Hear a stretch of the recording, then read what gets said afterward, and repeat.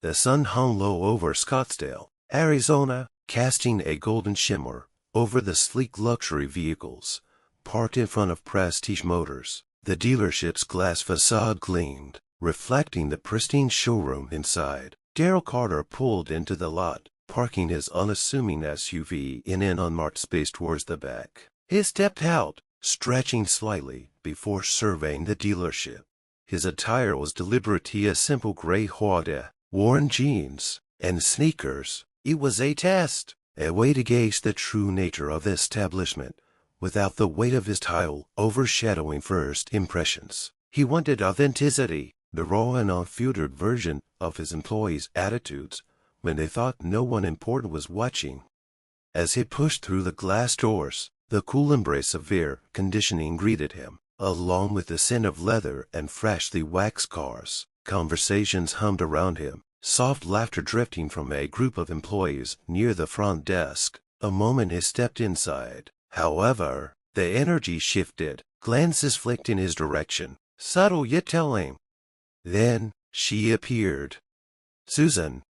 Middle-aged with sharp eyes and an even sharper demeanor, she exuded authority. Dressed in a tailored blazer and polished heels, she approached with the calculated precision of someone who had seen it all. A clipboard was tucked under her arm, the universal emblem of efficiency. "Can I help you?" she asked, her voice polite but distant. Daryl offered a casual smile, just looking around. Her gaze flickered, scanning his outfit. "Are you shopping for a vehicle?" "Something like that," he responded evenly. Susan's lips pursed slightly. "Well, we cater to a very particular clientele. Most of our inventory requires pre-qualification. Perhaps I can recommend." A voice interrupted. "Hey, Susan, delivery's here." Susan turned briefly, but then refocused on Daryl, her eyes narrowing slightly, as if ensuring he wouldn't wander too far. "You're assuming I wouldn't qualify?" he asked, his tone calm yet pointed. Her polite mask faltered for a fraction of a second before she regained composure. "I'm just trying to save you some time. These vehicles start at 6 figures. Maybe I can direct you to." Daryl remained composed, his amusement hidden beneath an unreadable expression. The assumptions were subtle but unmistakable. He decided to play along. "What would you recommend for someone like me?" he asked. Susan hesitated but recovered quickly. "Maybe something a little more budget-friendly. I can suggest a dealership that specializes in pre-owned vehicles." Daryl's lips curled in a faint, unreadable smile. "That's quite the assumption." Susan stiffened. "I'll be back with some options." She walked away briskly, missing the flicker of quiet amusement in Daryl's eyes. This was going to be an interesting day. Standing in the heart of the showroom, Daryl let his gaze drift over the polished luxury cars, their glossy finishes reflecting the bright overhead lights. Around him, employees resumed their conversations, though he noticed the occasional glance thrown his way. He had seen these looks before: silent judgment, decoded skepticism. Susan returned shortly, her clipboard now holding a printout. She stopped a few feet away, her usual air of confidence now mixed with something unreadable. "Here are some options that might be more suited to your situation," she said, handing over the sheet. Daryl raised an eyebrow but accepted the list without a word. His eyes skimmed the options: pre-owned sedans, older SUVs, compact hybrids, practical, economical, but far from the high-end vehicles gleaming around them. He folded the paper and slipped it into his pocket. "Appreciate the effort," he said evenly. Susan exhaled, shifting her stance. "Look, I'm just being realistic. Prestige Motors isn't for everyone. I don't want to waste your time." Daryl met her gaze, his expression unreadable. "And what exactly makes you think I'm not your target customer?" Susan hesitated, just for a second. "I've been in this business a long time. I can tell when someone is out of their depth." "Out of my depth," Daryl repeated, the words deliberate. "Interesting." She took a step back, sensing a shift in the conversation. "I'm just being honest," she added, It's better to be upfront than to let someone leave disappointed. Daryl chuckled softly, shaking his head. I like honesty. In fact, let's be completely honest, we get the owner involved. I'd love to have a word. Susan's eyebrows lifted slightly, caught off guard. The owner doesn't just drop by for casual visits. They're a busy person. Daryl nodded slowly. I'm sure they are, but maybe you could give them a call. Let them know I'm here. Susan's patience was beginning to fray. Sir, I'm trying to be as polite as possible, but this is getting ridiculous. I have other customers to attend to. If you're serious about buying a car, wait, gun. Otherwise, Daryl prompted, his voice still calm but now carrying an unmistakable weight. Susan crossed her arms. Otherwise, I'm going to have to ask you to leave. Silence settled over the showroom. A few employees had stopped what they were doing, their attention drawn to the unfolding scene. Daryl exhaled lightly, then reached into his pocket and pulled out his phone. All right, he said, scrolling through his contacts. I'll make the call myself. Susan's composure wavered, confusion flickering across her face. What are you doing? Calling the owner, Daryl replied, lifting the phone to his ear. Shouldn't take long. Her expression tightened, irritation giving way to uncertainty. Around them, employees exchanged puzzled glances. Daryl turned slightly away, speaking into the phone. Yeah, it's me. I'm at the dealership. Everything's fine. Just a little misunderstanding. Could you let them know I'm here? He ended the call and slipped the phone back into his pocket. Turning back to Susan, he smiled. They'll be here shortly. Susan stared at him, her mouth slightly open. Who did you just call? Daryl didn't answer immediately. Instead, he glanced around the showroom, his gaze landing on the growing number of employees now watching intently. Guess we'll find out soon enough, he said. The room bristled with tension. Then, the main door swung open.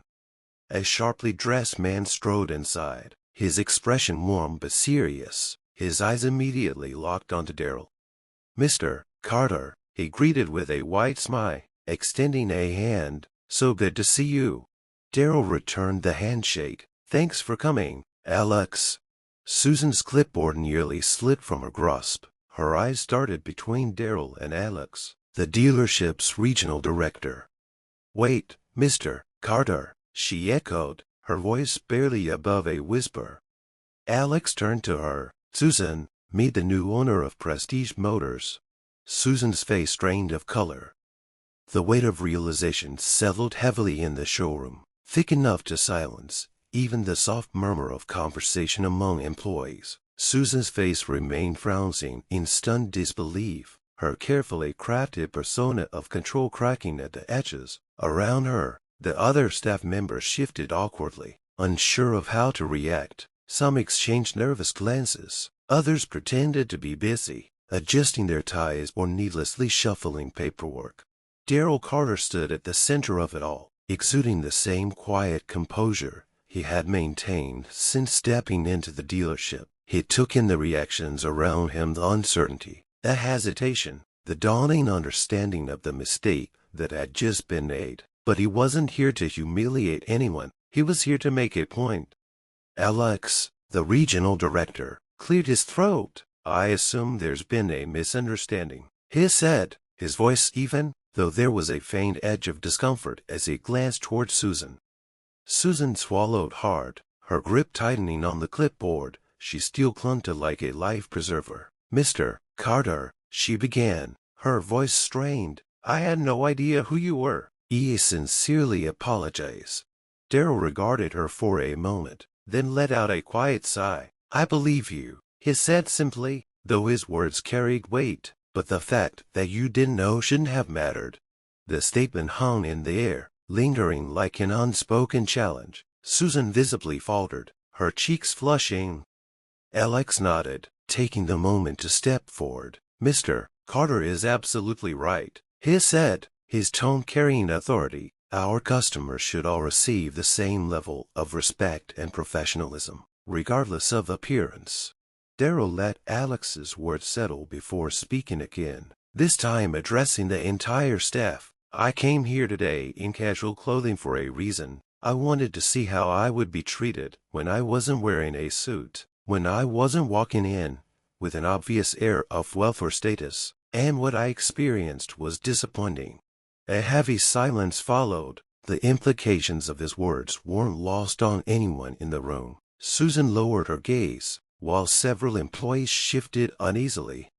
"Susan," Darrell continued, his tone measured, "I'd like you to answer a question for me, and I'd like you to be honest. If I had walked in here wearing an expensive suit, driving a sports car, would you have treated me the same way?"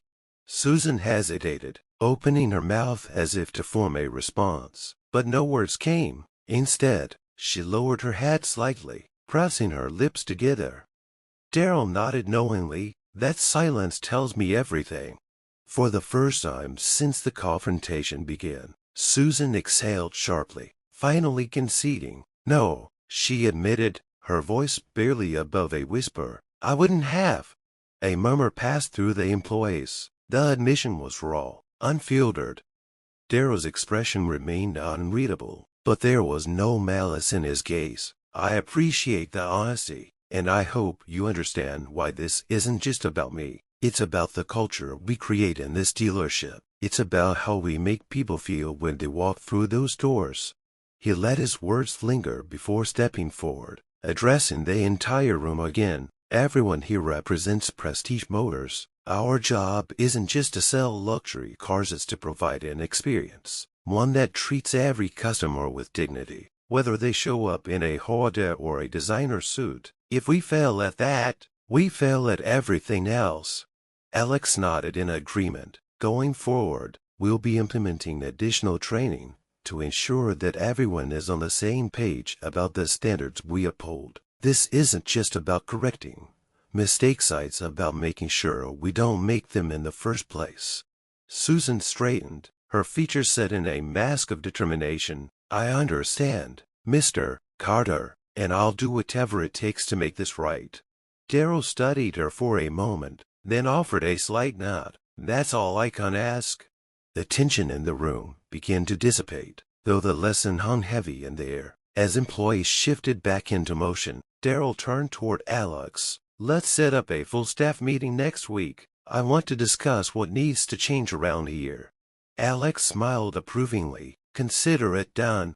Darrell took one last glance around the showroom. Today had revealed more than just bias, as it had exposed an opportunity for growth, and he intended to make sure it was seized.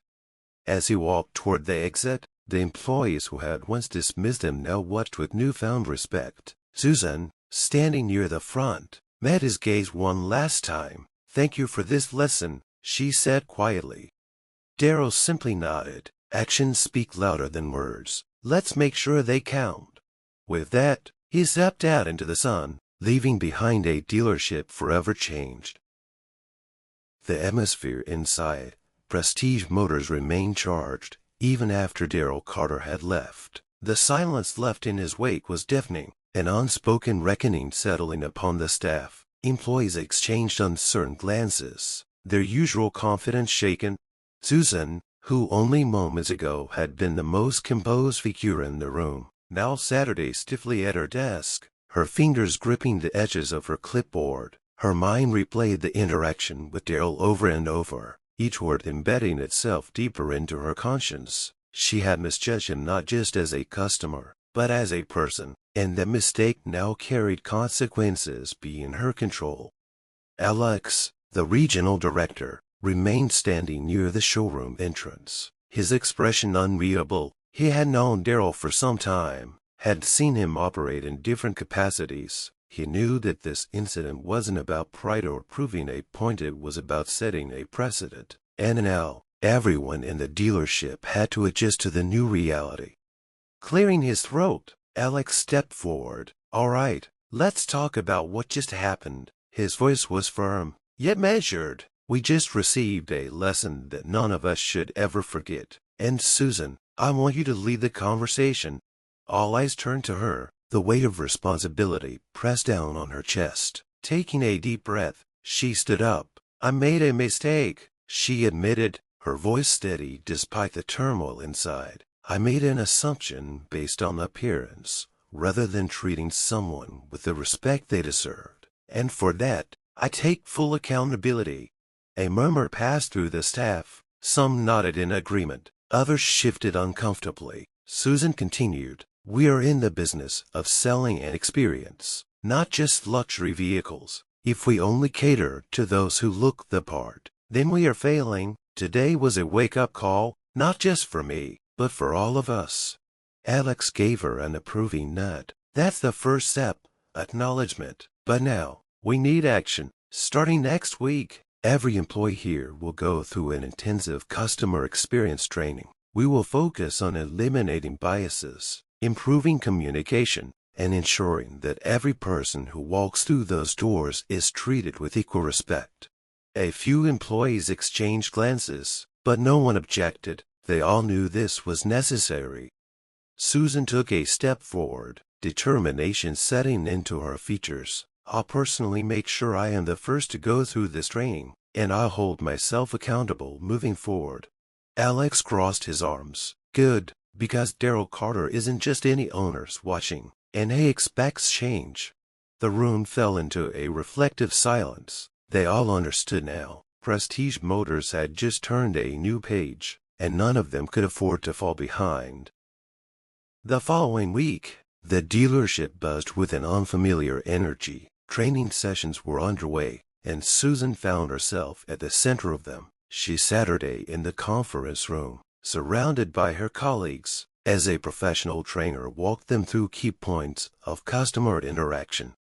"First impressions matter," the trainer said, clicking to the next slide of their presentation, "but they should never be based on assumption. Let's break down what happened last week. Susan, would you be comfortable walking us through your thought process when Mr. Carter first entered the showroom?"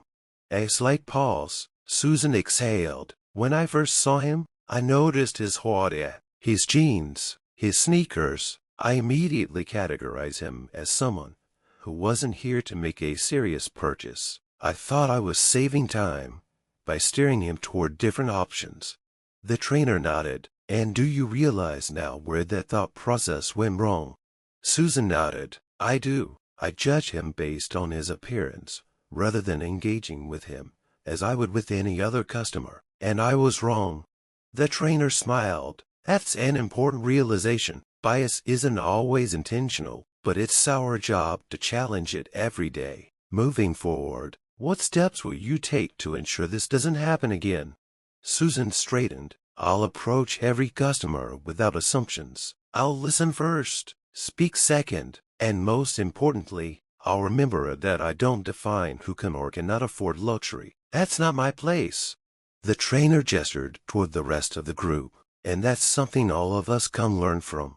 The training continued, focusing on strategies to identify bias and correct it in real time. By the end of the session, Susan felt different. She wasn't just going through the motions, she was truly absorbing the lesson. And she wasn't alone.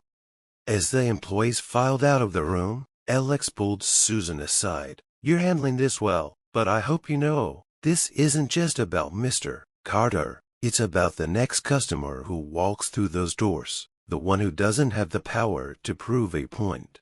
Susan met his gaze, nodding. "I understand, and I intend to do better." Alex clapped her on the shoulder. "Good, because Daryl will be back, and I have a feeling he'll be watching more closely than ever." Susan exhaled. She had been given a second chance, and she wasn't going to waste it. Prestige Motors was changing, and so was she. The hum of morning preparations filled Prestige Motors as employees arrived for another day. There was an unspoken change in the air, a shift in atmosphere that hadn't existed before Daryl Carter's unexpected visit. Everyone was more cautious, more aware. It wasn't fear, it was a newfound sense of accountability. Susan walked through the showroom, her usual confident stride replaced with measured steps. She was taking in everything with fresh eyes, noticing things she had overlooked before, the way newer sales associates greeted customers with half-hearted smiles, the quick glances exchanged when someone who didn't look the part entered, the subtle dismissiveness in their body language.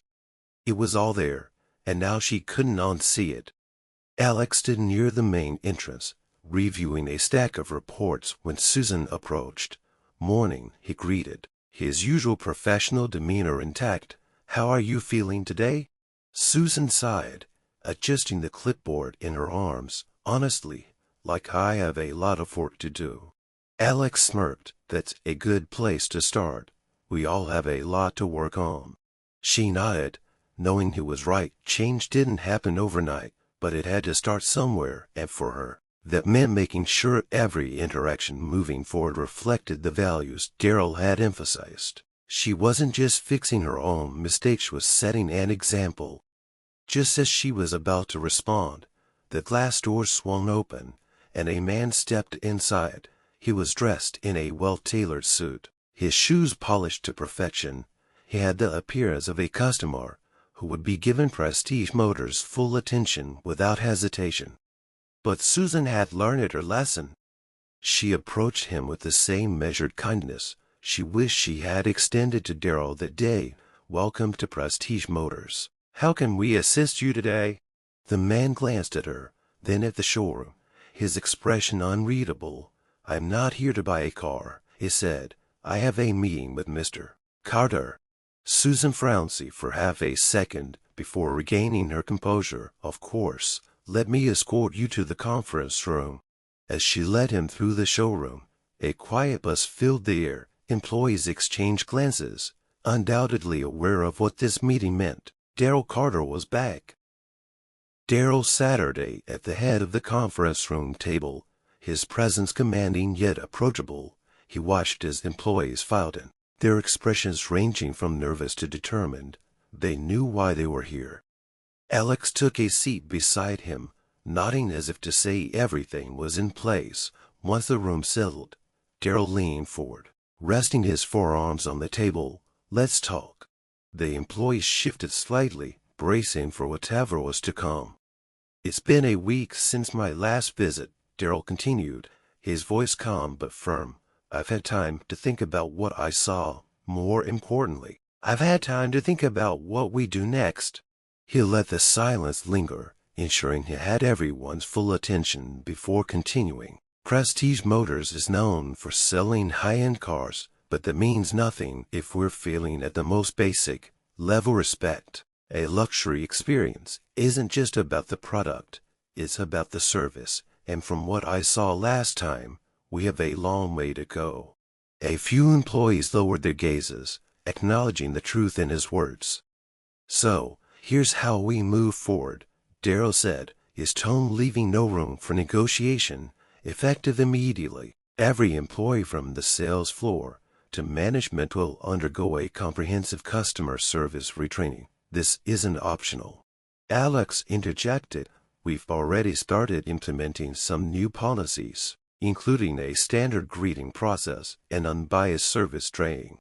Darryl nodded.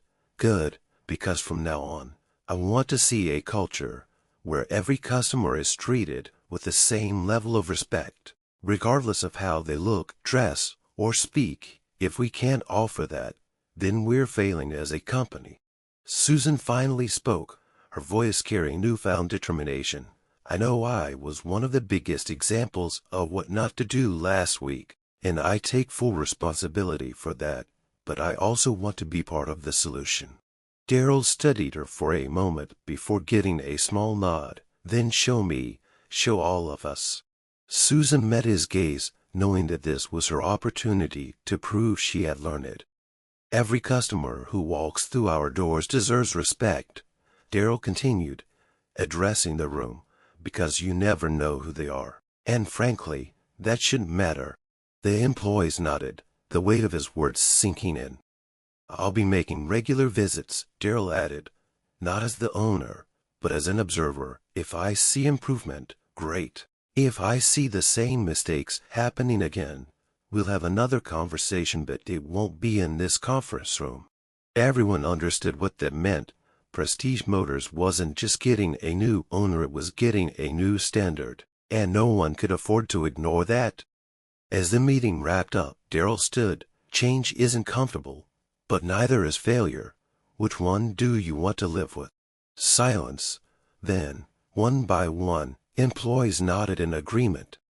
Darryl exhaled, satisfied. Let's get back to work, and this time, let's do it right. As the staff exited the room, Susan lingered for a moment. She turned to Darryl, her expression sincere. Thank you for giving me a second chance. Darryl gave her a knowing look. Make the most of it. With that, he walked out, leaving behind a dealership that, for the first time in a long while, was truly ready for change.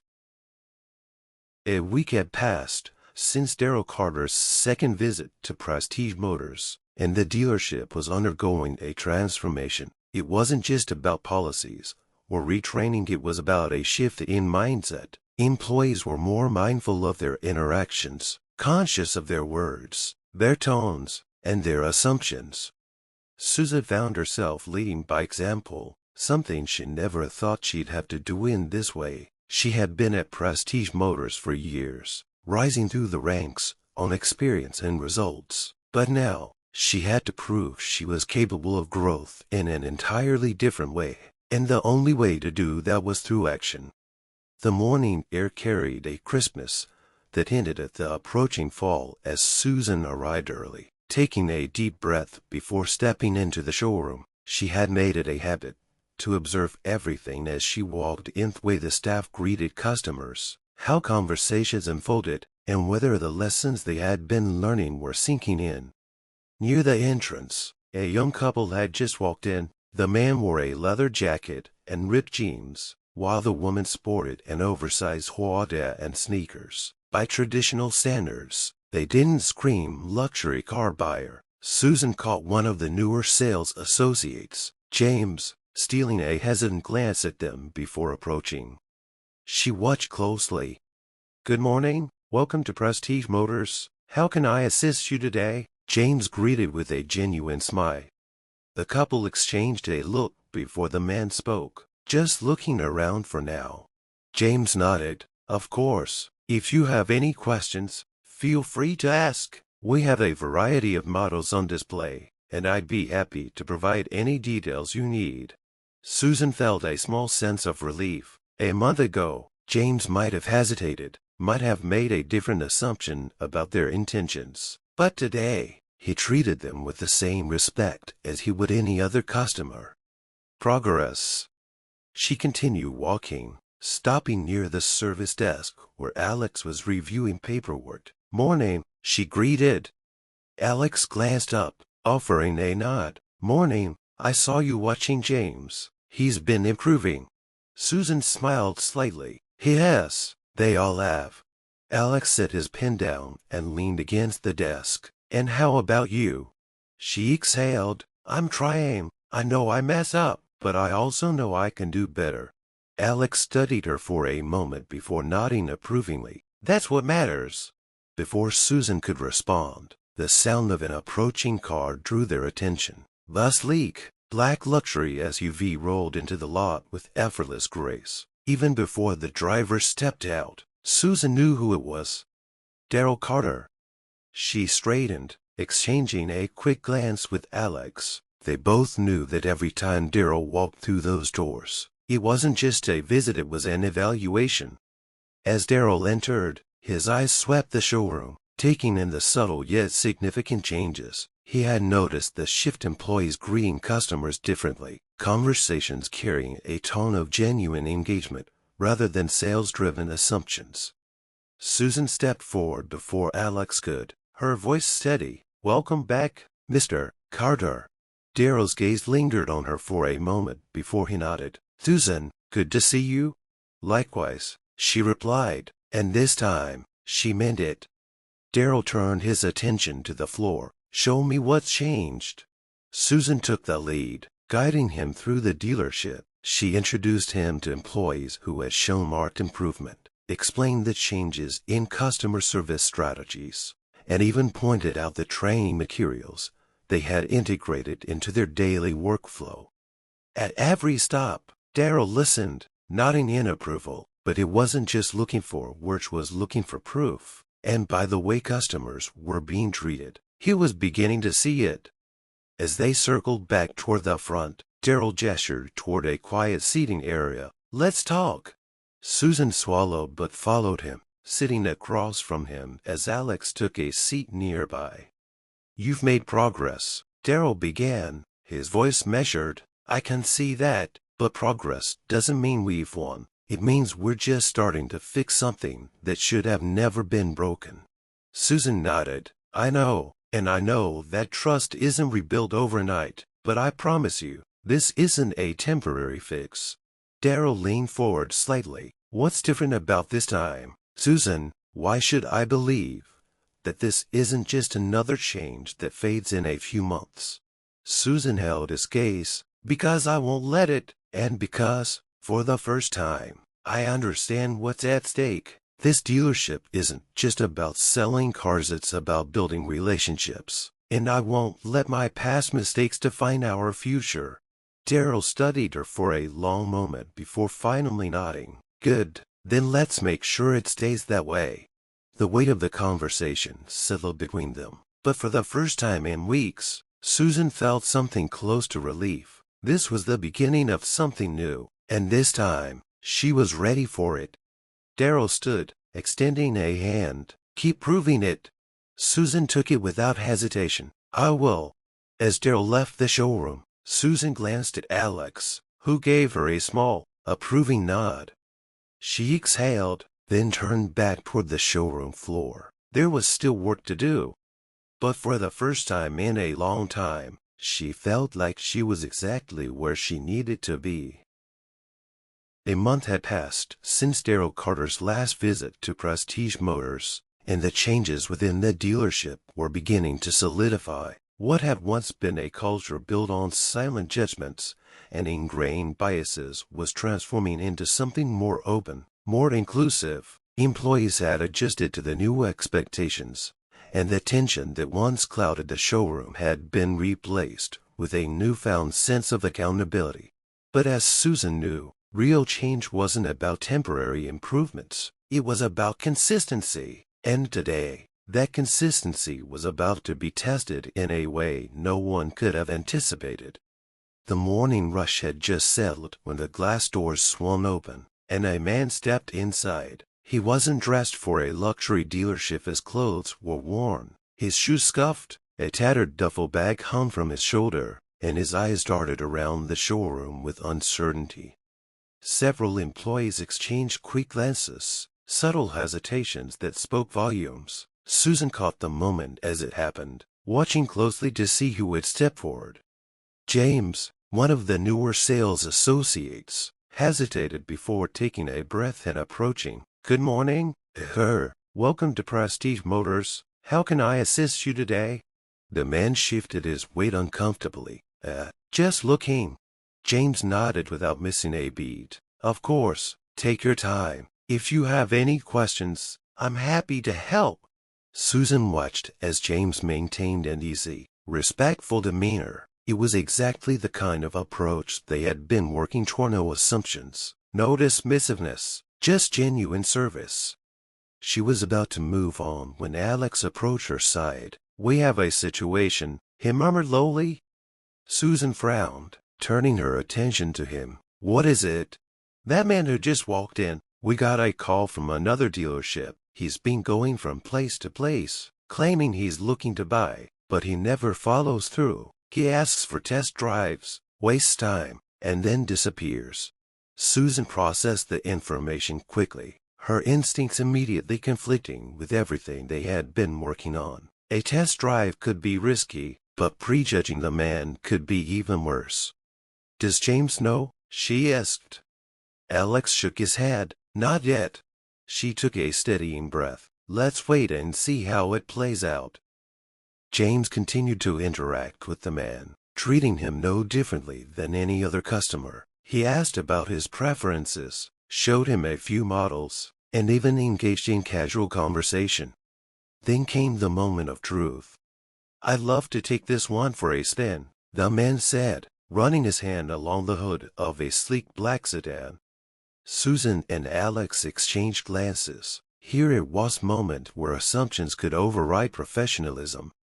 James didn't flinch. Absolutely. Let me grab the keys and get you set up.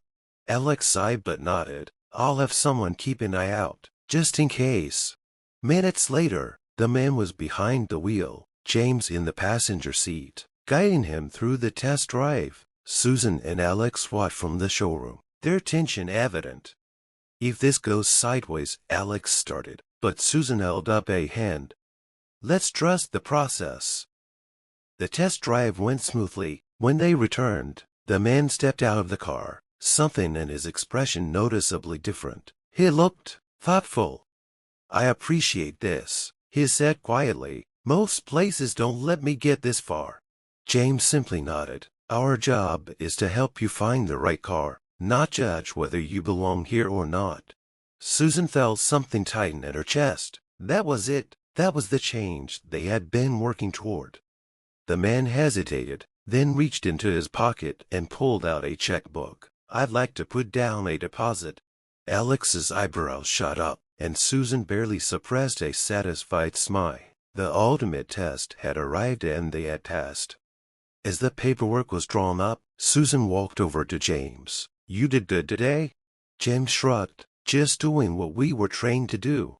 She nodded. Exactly, and that's why it worked. Prestige Motors wasn't just a luxury dealership anymore. It was a place where every customer truly mattered, and for Susan, that was the greatest victory of all. The hum of activity at Prestige Motors carried an air of quiet determination. The dealership had changed. Susan could feel it in the way her team carried themselves, in the way they interacted with customers. But real change wasn't just about the day-to-day, it was about what happened when they were faced with an extraordinary challenge. And today, they were about to face one. It started like any other morning. The sun bathed the polished cars in golden light as Susan made her rounds, checking in with employees, ensuring that the standard Daryl Carter had set was being upheld. She was mid-conversation with Alex when the glass door swung open. A woman in an elegant yet understated dress walked in. Her posture was perfect, her presence commanding. Her eyes swept over the showroom with practiced efficiency. This was someone who knew exactly what she wanted. Susan straightened instinctively, stepping forward. Good morning. Welcome to Prestige Motors. How can we assist you today? The woman's sharp gaze landed on her. I have an appointment with Mr. Carter. Susan's stomach tightened, but she kept her expression neutral. Of course, right this way. She led the woman to the conference room, her mind racing. Daryl had mentioned an appointment, and judging by the reactions of the other employees' subtle pauses, curious clenched hand told them either. Alex appeared at her side the moment she left the room. Who is she? I don't know, Susan admitted, but we're about to find out. Daryl arrived not long after, his expression unreadable as he entered the conference room. Susan had taken a discreet position nearby, close enough to hear snippets of conversation, but not intrude. Margaret, Daryl greeted the woman, shaking her hand. It's been a long time.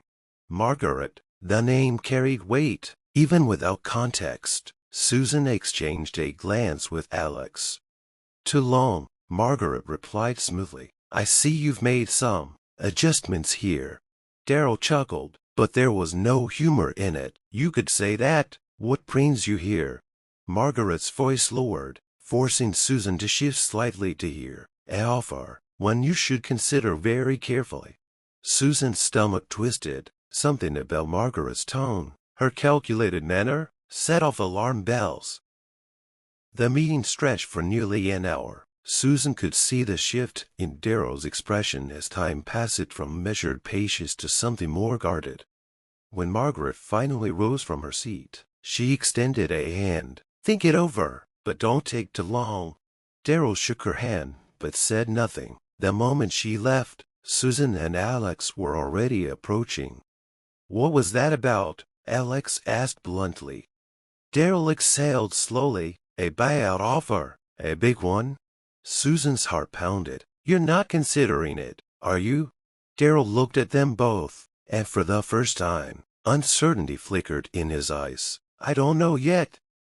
The next few days were filled with speculation. Employees whispered about Margaret, about what her presence meant. Susan felt a pit growing in her stomach. They had come so far, changing the culture, proving they could be more than just a high-end dealership. If Darryl sold Prestige Motors, all of that could disappear overnight. Susan knew she couldn't let that happen. She found Darryl in his office, deep in thought. "We need to talk." He gestured for her to sit, rubbing a hand over his face. "Let me guess. You're here to tell me not to sell." "I'm here to remind you why you shouldn't," Susan corrected. "Look at what we've built. Look at how far we've come. This place isn't just about cars anymore. It's about people." Darryl leaned back in his chair, considering her words. "And what happens if I refuse the offer and they make things difficult for us?" Susan's jaw tightened. "Then we fight. We prove that what we've created here is worth protecting." For a long moment, Darryl said nothing. Then, slowly, he nodded. "Let's hope you're right." Susan stood, determination burning in her chest. "I know I am." The turning point had come. Now, they just had to make sure they didn't lose everything they had worked for. The weight of the offer hung over Prestige Motors like an approaching storm. The whispers had spread, uncertainty tightening its grip on the employees. No one wanted to voice their fear, but Susan saw it in their eyes. What if everything they had built came undone? What if Darryl sold the dealership? Susan knew she couldn't wait for him to make up his mind alone. If there was any chance of keeping Prestige Motors from falling into the hands of people who didn't care about its culture, she had to act now. Darryl Saturday in his office, staring at the contract Margaret had left behind. The numbers were staggering. Logic told him to accept the deal, to walk away with a hefty payout, and let Prestige Motors become someone else's responsibility. But logic wasn't the only thing at play here. A knock on the door broke his thoughts. Susan stepped inside, her expression set with determination. "I need 10 minutes of your time," she said, closing the door behind her, "and I need you to hear me out." Darryl gestured for her to sit, folding his hands in front of him. "Go ahead." Susan inhaled deeply before speaking. "We've worked hard to turn this place around. The culture we've built, the respect we've instilled, it's not just about selling luxury cars anymore. It's about giving people an experience, about proving that anyone who walks through those doors deserves the same treatment. You saw what this place used to be. You saw how people like me used to judge customers based on their looks. That's changed because of you, because you didn't just buy a business, you built a standard." Darryl tapped his fingers on the desk. "Listening, I hear you, Susan, but business isn't just about ideals. It's about sustainability. Margaret's offer is about control." Susan interrupted. "You sell, and we lose everything. You think they'll keep what we've built? They'll revert back to how things were the moment you signed that paper. And then what? We become another dealership that only caters to the people who look like they belong." Darryl leaned back, exhaling through his nose. "And if I say no, what happens when they decide to come after us another way? What if they make it impossible to compete?" Susan met his gaze without hesitation. "Then we fight. We prove that Prestige Motors isn't just valuable because of its price tags. It's valuable because of the trust we've earned. We push back with the one thing they can't, by integrity." Silence stretched between them, heavy with the weight of the moment. Then, Darryl smiled. "You really believe that, don't you?" Susan nodded. "With everything I have?" The decision was made. 2 days later, Margaret returned, expecting a signed contract. Instead, she was met with Darryl's firm refusal. "We appreciate the offer," Darryl said, sliding the unsigned contract back across the table, "but Prestige Motors isn't for sale." Margaret's expression didn't change, but her eyes narrowed slightly. "You're making a mistake." Darryl leaned forward. "No, I'm making a choice. The right one?" She studied him for a moment, then stood. "Then I suppose we're done here, but don't think for a second this is over." Darryl simply smiled. "We'll be ready." As she left, Susan let out a slow breath, relief flooding through her. The storm had passed, and Prestige Motors was still standing.